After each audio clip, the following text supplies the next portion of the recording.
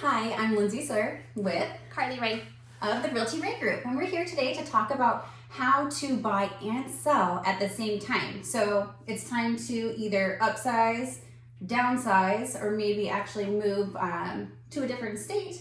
How is that possible in today's market? What are the ins and outs of getting that done? Sure. So for anyone that's looking to relocate, we definitely want to make sure the number one priority for relocating is we got to get your house sold first. Now, if you're not relocating and you're just finding a new home, whether it's upsize or downsizing, the most important piece in a low inventory market is we want to be able to find your ideal perfect home first.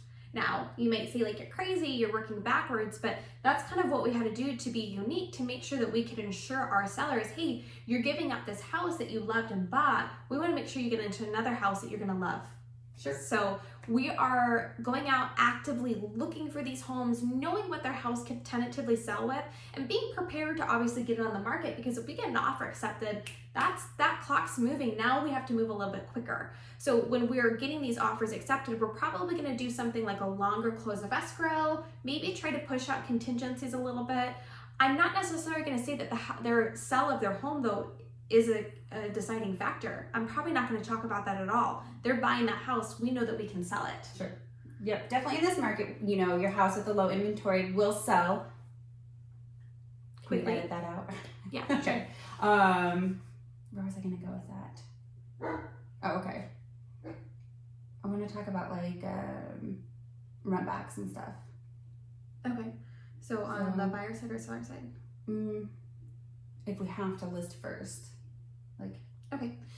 So now, are there any options that if you do list your home for sale and it gets under contract, you haven't found something yet? Sure. What are ways to make sure that you're not homeless for a couple of weeks during that transition period? Sure. A couple options that we've been using if we didn't find the house first would be, okay, we listed it, now we got it under contract. Before getting it under contract, we're negotiating a rent back. We're negotiating a time where, hey, yes, we're going to close. However, I need an extended amount of time so that I'm not moving twice, because there's nothing worse than now you have to pack, you move, you're in another place for a couple weeks, and then you have to move again. So that's going to come to when we're listing that house, we have clear expectations with the buyer. Either it's that longer escrow or maybe a longer escrow and a rent back. Okay. Now, sometimes you don't fulfill that whole time, but we still want to be able to have that for a seller so that we're not feeling strapped. Sure. And if you are thinking about selling and buying at the same time, go ahead, reach out to us. We would love to assist you and advise and just educate you on the whole process and what's going to work best for you. Yeah, absolutely. Being able to put a custom plan to what fits your needs, because at the end of the day, it's not one size fits all when it comes to real estate. So we can give you a variety of options. Let's see what makes the best sense for you and your family, and then we'll be able to help you get to the finish line on both those transactions. Okay. Anything else you want to add? Give us a call. Absolutely. Talk to you We'll soon. help you. Bye. Bye.